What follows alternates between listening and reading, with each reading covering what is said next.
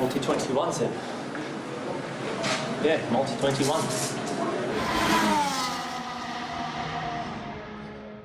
Bonjour à tous et bienvenue dans Multi 21. Aujourd'hui, on va sortir des sentiers battus. C'est l'heure de faire le bilan de la première semaine du Dakar. Et pour faire ce bilan, je suis avec Louis Matelin. Salut Louis.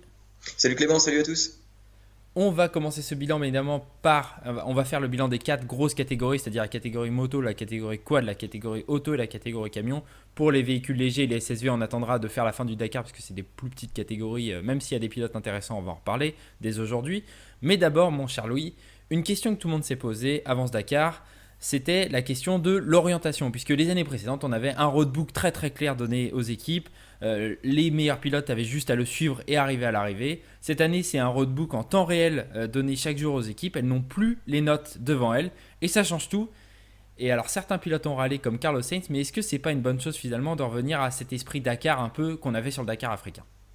Ben, je pense que si, je pense que c'était une bonne idée de faire ça. Je pense d'ailleurs que l'organisation fait un très très bon boulot ces dernières années.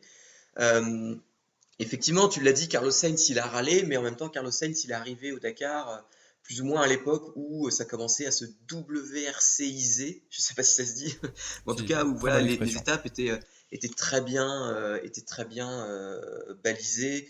Notamment en Amérique du Sud où il y avait des étapes de 800 km où c'était une piste et il n'y avait pas vraiment besoin de se tromper, enfin pas de possibilité de se tromper. Et donc c'est sûr que Sainz il a connu ça. Maintenant on revient à des roadbooks un peu plus ouverts, je dirais, qui sont donnés très peu de temps avant le départ de la spéciale. Et ça empêche notamment les très grosses équipes de faire du gros travail de mapping, etc., hein, avec des gens qui étaient toute la nuit sur Google Maps pour essayer de voir où passer, comment passer, s'il y avait des dangers. Et donc, les top pilotes, finalement, au départ de la spéciale, ils n'avaient pas du tout le même roadbook que les amateurs. Et c'est pour pallier un peu à ça que l'organisation a mis en place ce roadbook différent qui est donné aux pilotes quelques minutes seulement avant le départ pour éviter justement ces dérives-là. Et ben, je trouve que c'est une très bonne chose parce que finalement, qu'on soit pilote amateur ou qu'on soit pilote professionnel, on fait la même course maintenant. Et pour compléter ce que tu dis, l'étape qui était symbolique de ça, c'était l'étape 5, donc l'étape de ce jeudi, où on a vu dans toutes les catégories, à certains checkpoints notamment, je pense que c'était au niveau du kilomètre 30, quelque chose comme ça, beaucoup d'écuries jardinées, c'est-à-dire chercher le checkpoint pendant des minutes, voire des heures, et voir des écuries comme les mini officiels chez les autos, voir les KTM chez les motos, voir les MAZ chez les camions chercher un point, bah, c'était quelque chose qu'on n'avait plus vu depuis longtemps et c'est super agréable de voir ça aussi parce que des amateurs ou des pilotes professionnels mais avec des structures moins grandes, on reparlera de Mathieu Serradori après, qui arrivent à bien s'orienter, sont tout de suite avantagés. Ça remet aussi au niveau des catégories où il y a 2 personnes par véhicule ou 3 personnes par véhicule, ça remet la lumière sur les copilotes et ça c'est important. Et puis ça nous donne des super images puisque lorsqu'on est dans des grandes plaines où personne ne sait où aller, et ben on se retrouve avec des groupes de 10-15 motos, de 10 véhicules qui foncent ensemble et c'est super beau parce que du coup tout le monde se suit, tout le monde a peur de se perdre et ça donne des superbes images. Donc comme je te suis complètement, l'organisation fait un super travail et on ne peut que les remercier pour ça. Et oui, et pour rebondir sur ce que tu dis, c'est ces groupes qui se forment, ces groupes de motos ou de voitures qui se forment, c'était aussi des choses qu'on voyait déjà dans les années 90-2000, justement en Afrique, où tout le monde se perdait un peu aussi, Tout à fait, etc. ouais. Donc on retrouve un peu cet esprit-là. Passons à la première catégorie, la catégorie moto, l'une des 2 catégories reines de ce Dakar. Beaucoup de grosses écuries engagées. Honda, Husqvarna, KTM, Yamaha. Alors une première semaine qui aura eu beaucoup de leaders différents, notamment 2 hommes qu'on a beaucoup appréciés, qui sont Xavier de Soultray et Kevin Benavides, l'Argentin. Et oui, bah, Kevin Benavides, on en parlait en off, mais il a été assez impressionnant, notamment sur cette étape qu'il remporte. Et on rappelle qu'il se casse le nez sur cette étape, il arrive à l'arrivée avec le nez en sang, etc. Et il gagne l'étape et il prend la tête du classement général à ce moment-là. Actuellement, à l'heure où on parle, il est deuxième à 2 minutes 16 secondes et il a pris une pénalité de 2 minutes, donc il devrait être très très proche de la tête normalement. Mais effectivement, Benavides, il a fait un très beau début de Dakar. Et De Soultray aussi, hein, De Soultray qui a été viré de l'écurie Yamaha, qui se retrouve dans une écurie. Alors, on a beaucoup dit que c'était une écurie privée, c'est pas tout à fait vrai parce qu'apparemment il y a quand même le soutien de l'usine pour cette petite équipe, mais ça reste une petite équipe, hein. De Soultray, c'est lui qui va nettoyer sa moto à la fin de la spéciale, etc. Il n'a pas du tout le soutien que peuvent avoir par exemple les pilotes chez KTM. Mais en tout cas, il a fait un super début de Dakar, il a même pointé en tête à un moment. Et bah, chapeau à lui, il faut croire que ce nouvel air lui a fait grand bien. Et il est devant les deux pilotes officiels Husqvarna que sont Pablo Quintanilla et Luciano Benavides, qui sont eux à la fin du top 10, alors que tu l'as dit, Xavier de Soultret est dans le top 5 et est bien installé. J'aimerais qu'on parle des KTM quand même un petit peu, puisque chaque année, on arrive sur Dakar en disant les KTM, c'est l'ogre à battre. Et puis depuis la victoire de Honda l'an dernier, eh ben, je sais pas pour toi, mais moi j'ai l'impression que tout le monde s'est un peu libéré, tout le monde s'est dit ok, les KTM sont battables et bien sûr Toby Price est en tête à mi-parcours pour l'instant, mais la deuxième KTM, celle de Sam Sunderland, est seulement sixième, la troisième est huitième et en plus c'est une KTM privée, celle de Skyler Hauer qui a fait une super première semaine aussi, le pilote privé américain, vraiment parmi les top pilotes de ce Dakar. Et donc j'ai envie de te poser la question, est-ce que KTM finalement n'a pas perdu son avantage psychologique avec cette victoire l'an dernier de notre ami Ricky Brabec et se retrouve à devoir récupérer son trône et c'est vachement intéressant pour le spectacle. Bah oui, comme tu l'as dit, longtemps l'écurie KTM, ça a été l'écurie à battre, hein, notamment il y a quelques années, à la grande époque des Précomas, et puis quand ces deux-là sont partis en retraite, enfin en tout cas ont quitté la catégorie moto, il y a d'autres pilotes qui sont arrivés chez KTM et qui ont réussi à gagner, mais c'était plus une domination déjà comme on l'avait vu, et ça avait commencé à donner des idées à d'autres écuries, notamment à Honda, à Yamaha. Et puis l'année dernière, bah effectivement, victoire de Ricky Brabec, ce qui a un peu ouvert la voie. Et effectivement, on a l'impression que les autres écuries maintenant, que ce soit d'ailleurs Honda après cette victoire, mais aussi Husqvarna, mais aussi Yamaha, on a l'impression qu'ils courent un peu plus libérés, ils ont l'impression que c'est faisable et que ils ont moins de pression sur les épaules. Voilà, il faut absolument combattre cet ogre imbattable KTM. C'est devenu de l'ordre du possible. Et effectivement, c'est plus difficile pour KTM. Il y a moins de domination KTM. Comme tu l'as dit, Toby Price sur KTM est toujours en tête, mais il a que 2 minutes d'avance à mi-parcours après 24 heures de course. Donc t'imagines, hein, 24 heures de course, il y a 2 minutes d'écart devant. Même le top 10 est regroupé en un quart d'heure après 24 heures de course, donc c'est que dalle en fait, hein. Mais donc il y a énormément de pilotes et de motos là qui peuvent aller s'imposer. Et effectivement, le fait que cette domination KTM soit brisée, en fait, ça rend les choses très très très intéressantes. Et puis il ne faut pas oublier des pilotes qui sont pour l'instant très loin mais qui pourraient jouer les troubles faits en deuxième semaine, hein. Ricky Brabec qui a loupé sa première semaine va bien évidemment en faire partie mais c'est pas le seul, hein. Un mec comme Pablo Quintanilla ou comme Matthias Walkner aussi le pilote KTM vont à un moment donné un peu troubler la lutte pour la victoire et se retrouveront peut-être devant lors des spéciales à faire la trace et ça pourrait avantager les coéquipiers de tel ou tel pilote. On l'a vu, hein, des courses à deux chez Honda lors de l'étape 6 et lors de l'étape 4. Donc ça va être très intéressant cette deuxième semaine chez les motos. Je te laisse me donner un pronostic. Qui vois-tu sortir vainqueur de cette grande bataille royale des motos? Oh là là, en moto, c'est impossible C'est la de pire, c'est la donner un, pire. un nom, je pense. Euh, l'écurie Honda est quand même, enfin, paraît quand même assez forte. Moi, il y a un pilote qui me fait grand plaisir depuis le début là. C'est un pilote qu'on donne souvent parmi les favoris, mais qui n'a jamais gagné. C'est Juan Barreda. Et cette année, il a l'air d'avoir vraiment gagné en maturité. Il a l'air d'avoir passé un cap. Il fait assez peu d'erreurs. Il est septième à 6 minutes pour l'instant, mais il a gagné pas mal d'étapes et je pense que il faudra compter avec lui. C'est un très beau choix, même si pour l'instant, oui, c'est vrai qu'il est un peu loin et septième, mais c'est un très beau choix. Moi, je vais partir sur Kevin Benavides, un autre pilote Honda que j'ai trouvé vraiment super fort. Tu l'as dit, hein, le fait qu'il se retrouve à seulement 2 minutes 16 avec une pénalité de 2 minutes euh, prouve qu'il est dans le rythme. Et le fait que Honda ait plusieurs jours faire des stratégies de course à deux pour lui bénéficier me fait penser qu'ils peuvent peut-être le mettre comme pilote numéro un sur cette deuxième semaine. Mais bon, on verra. En tout cas, c'est très ouvert comme catégorie. On va passer à une catégorie beaucoup moins ouverte, une catégorie qui se meurt un petit peu malheureusement à notre grand désarroi, c'est la catégorie quad, hein. Cette année, seulement 16 engagés dans deux catégories, en G3.1 et G3.2. Les G3.1 c'est simple, c'est que des Yamaha, les G3.2 c'est que des Can-Am, et une catégorie bien moins belle que ce qu'on a vu par le passé, Louis. Oui, effectivement, c'était une catégorie qui a vraiment émergé, je dirais, dans les années 2000, qui même était intégrée aux motos, je crois, à une certaine époque, et qui ensuite a été une catégorie à part.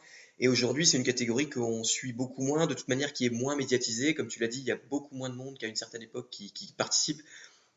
C'est logique aussi parce que c'est une catégorie qui est très prisée par les pilotes sud-américains, donc qui étaient en nombre hein, quand on faisait le Dakar en Amérique du Sud, et qui sont beaucoup moins nombreux forcément à venir en Arabie Saoudite. Voilà, donc une catégorie peu médiatisée, avec peu d'engagés, finalement moins intéressante. Malgré tout, il y a quand même un très beau match à 4 qui se joue devant. Ouais, il y a 5 ans, enfin il y a 6 ans maintenant, au Dakar 2015, c'était 45 quads engagés. Cette année, c'est 16. Donc effectivement, c'est un peu difficile. Et on a perdu Honda en quad. Et forcément, ça fait beaucoup de mal. Après, belle perf pour l'instant d'un Français, de Alexandre Giroud, qui se bat pour la tête régulièrement. Alors, il est un peu loin de Nicolas Cavecillo pour l'instant. Il est troisième alors que l'Argentin est premier. Mais un Alexandre Giroud qui a déjà remporté 2 étapes et qui est pour l'instant dans le rythme. Et ça fait plaisir de voir un Français devant dans cette catégorie. Oui, il s'est un peu perdu, il est à 45 minutes, je crois qu'il avait perdu dans une quarantaine de minutes, un truc comme ça, il avait l'air de dire à l'arrivée de la spéciale. Donc il aurait pu être un peu plus devant. Maintenant, le top 4 là se joue en 50 minutes, donc ça paraît déjà des gros écarts, mais derrière on est à presque 2h30, donc ça prouve que ces quatre-là, en tout cas Cavigliasso, pardon, Andújar, Giroud et Enrico ont fait une très bonne course. Lequel des trois va s'imposer, ça dépendra, je pense, de qui va faire des erreurs et de qui n'en fera pas. Après, c'est pas une catégorie que je connais très bien, donc je ne vais pas m'avancer à faire un pronostic. Oui, et puis comme tu l'as rappelé tout à l'heure, hein, étant donné qu'on est dans un Dakar vachement plus d'orientation, des écarts comme ça peut très vite se baisser. Suffit d'un jour où on se perd et on prend 45 minutes, ce qui avant était éliminatoire, hein, il y a quelques années, et ce qui cette année le semble beaucoup moins. Donc on verra dans cette catégorie, mais effectivement, on voulait parler des quads parce que c'était une belle catégorie il y a quelques années. Ça l'est malheureusement un peu moins. Passons à l'autre catégorie reine, au classement auto, et alors là, 2 hommes sont devant, il faut le dire dès maintenant. Nasser Al-Attiyah, Stéphane Peterhansel. On reprend les mêmes chaque année et on recommence. Bah oui, c'est un peu ça, même tu aurais pu aussi ajouter Carlos Sainz, hein, Carlos Sainz, c'est avant qu'il se il perde. est, Voilà. ouais, il est un peu décroché, il est à 40 minutes de Peter Hansel. Ah oui, je vais rappeler le classement quand même. Peter Hansel est donc en tête, 5 minutes devant Alatia, 40 minutes devant Sainz. Et après, c'est Prigonski, alors je ne sais jamais comment prononcer son nom, mais en tout cas, il est à 1h10 déjà.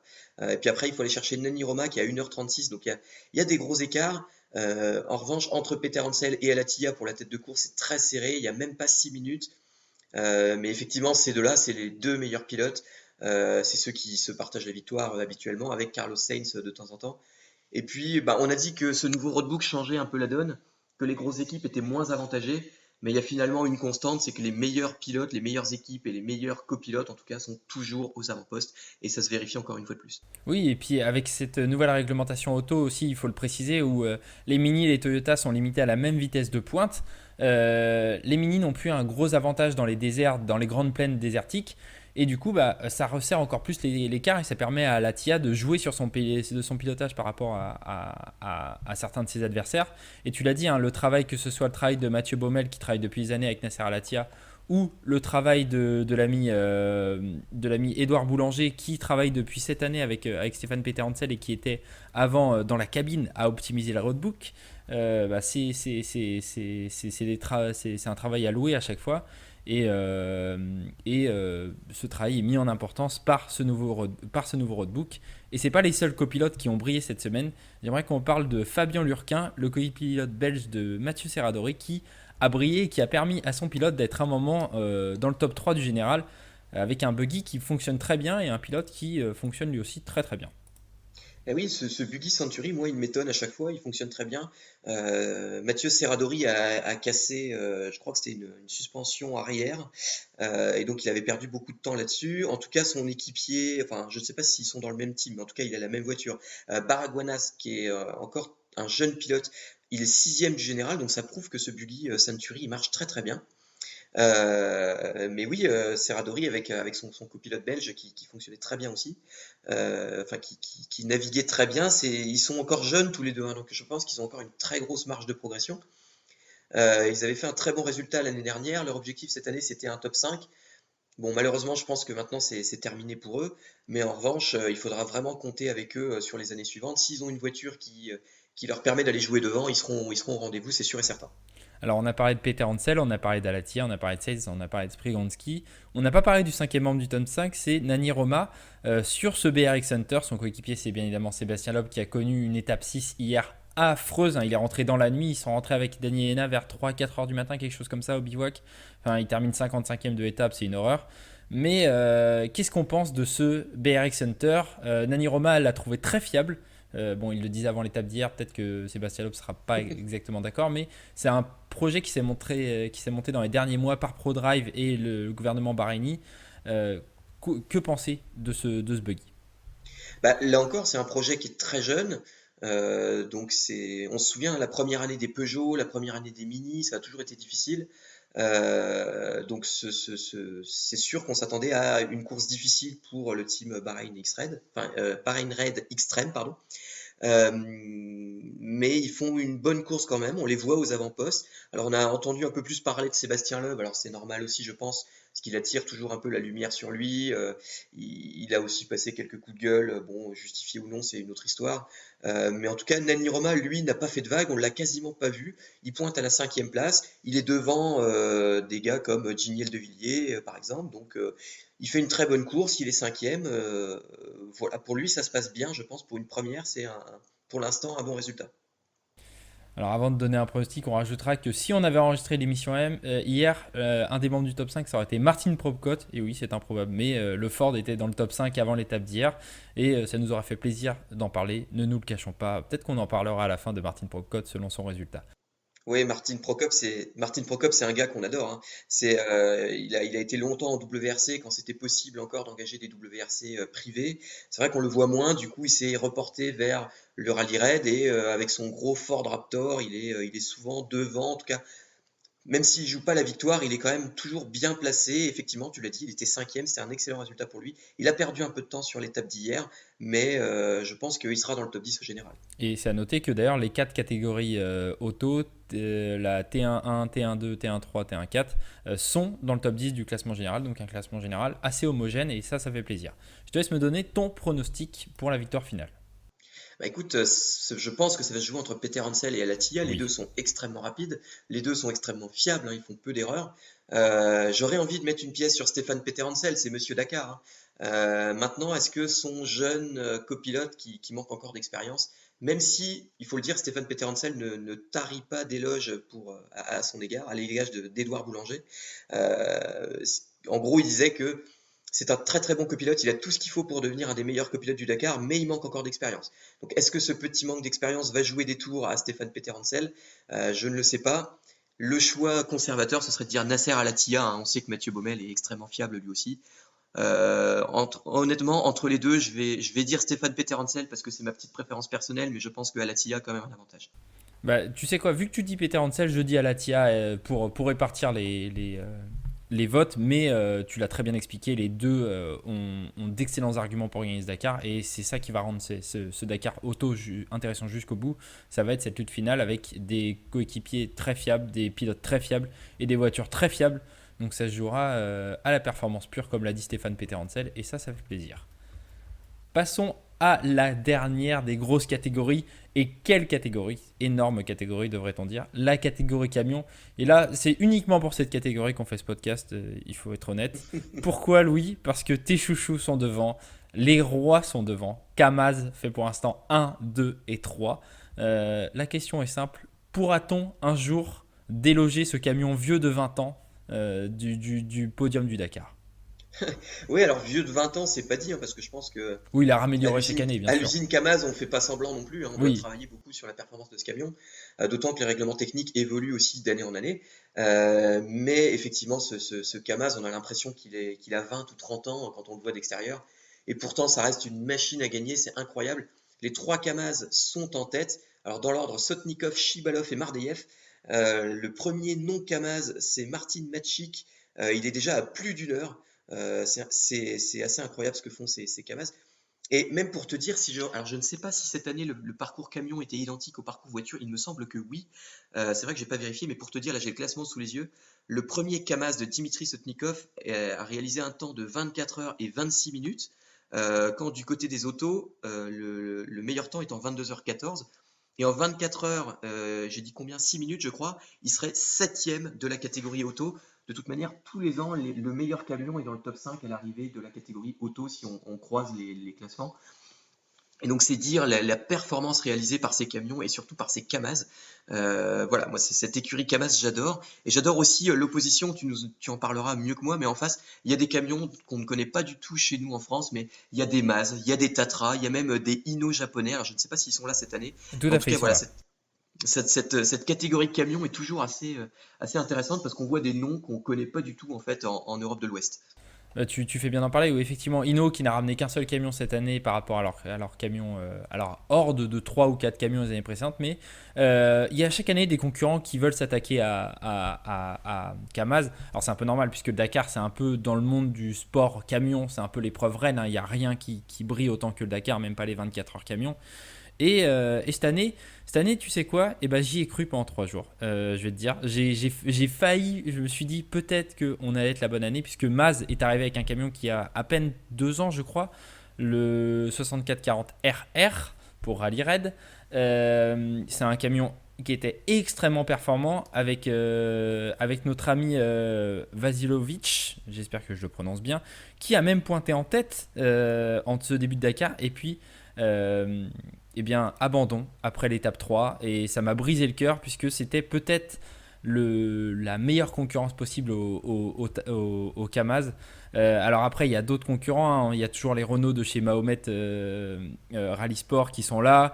Il y a toujours des Tatra qui sont là avec ses Phoenix qui ont Avec Ignacio Casale hein, aussi. tout à fait, et des camions qui, pareil, ont 3 4 ans et qui sont assez neufs. Je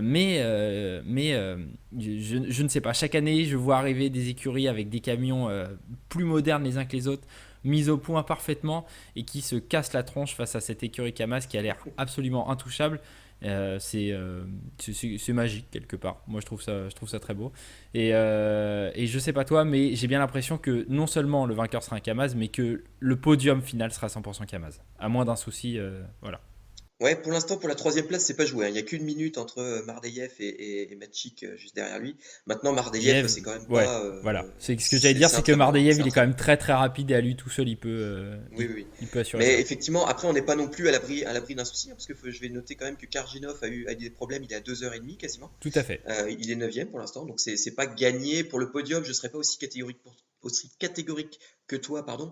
En revanche, pour la victoire, je pense que c'est joué, mais ça a aussi à voir avec cette philosophie que met en place Kamaz, avec en fait tous les pilotes et copilotes Kamaz sont des anciens mécaniciens Kamaz, Hmm. et donc en gros, on leur donne un tournevis et une clé de 12 et ils sont capables de démonter et de remonter un camion tout seul au plein milieu du désert. Et je pense que ça les aide beaucoup. Ils connaissent parfaitement leur machine. Ils sont soutenus par l'équipe. Il faut voir aussi que c'est une très grosse équipe, hein. On n'a pas trop de chiffres parce que bah, voilà, c'est russe, c'est toujours un peu nébuleux, mais on avait des chiffres qui circulaient à une certaine époque. C'était quasiment des chiffres qui auraient permis de monter une écurie de Formule 1 quoi, en termes de budget. Donc voilà, quelque part, c'est aussi normal de les retrouver aux avant-postes. Mais c'est une écurie qui fait peur autant qu'elle fait fantasmer, cette écurie Kamaz, et on aime toujours les retrouver en fait en tête du Dakar. Oui, c'est vrai. Et les livrets des camions sont magnifiques. Et voilà, ça participe aussi à cette chose-là. L'esthétisme entre un camion qui visuellement a l'air d'avoir 20 ans et des livrets très modernes et toute une communication autour des camions qui fait très très moderne. C'est toujours ça qui fait la saveur de ce team Kamaz Master. Et pour la victoire finale, tu sais quoi? Moi, je vais me mouiller. Je vais dire Anton Chablov, qui est pour l'instant deuxième du classement général camion. Euh, je l'ai trouvé assez régulier sur ce Dakar. Alors, il a un peu manqué de chance, mais pour l'instant, il est pas très loin de Mardeyev. Ouais, il y Euh, a une grosse demi-heure à Pardon, chaque fois. pas de Mardev, de De Sotnikov, Sotnikov, il a une. excuse-moi. Il est qu'à une demi-heure. Il est à, 40 quasiment 40 minutes. Mais c'est pas des énormes écarts, surtout quand on voit l'étape 5 où tout le monde a jardiné. Donc je vais partir sur Shibalov. Eh ben écoute, moi je vais rester sur Sotnikov, il est bien installé en tête, 40 minutes d'avance, s'il fait pas d'erreur, je pense que ce sera suffisant. Et puis on verra pour la troisième place entre Mardeyev et Martin Masic avec ce camion du Big Shock Racing, cet Iveco Power Star qui est peut-être le seul à pouvoir déloger un podium 100% Kamaz.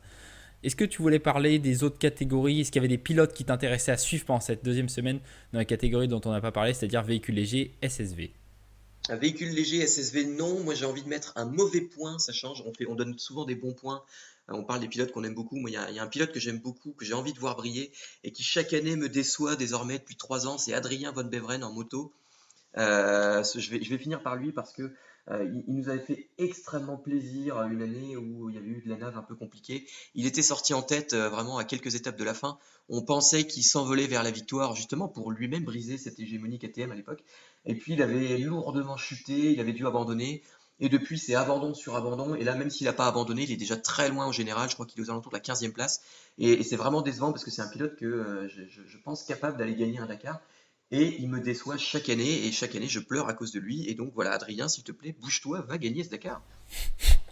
On aimerait un duel Adrien Van Beveren, Xavier de Soultray pour la victoire de Dakar. Ça serait, en tant que Français, ça serait magnifique. Mais ça ne sera pas pour cette année pour l'ami Adrien Van Beveren. Peut-être l'an prochain, peut-être qu'il t'écoutera.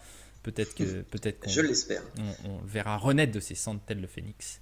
Enfin bref, une deuxième semaine qui s'annonce extrêmement patiente comme ses premières. Je sais pas toi, mais moi j'ai vraiment beaucoup plus suivi ce Dakar qu'à l'habituel parce que je trouve que c'est vraiment l'esprit Dakar, pas comme ce qu'on avait en Amérique du Sud. Et je suis ravi de ce que fait l'organisation et ça me donne très envie de suivre ça pour la deuxième semaine. Et oui, tout à fait. Il y a, comme tu l'as dit, hein, c'est Dakar version Arabie Saoudite. On retrouve vraiment une course qui est intéressante, une course où même si on a une demi-heure d'avance, eh ben, c'est loin d'être joué parce qu'on peut très facilement se perdre et perdre une demi-heure. Ce genre de choses, c'est vrai que ça garde du suspense jusqu'au bout.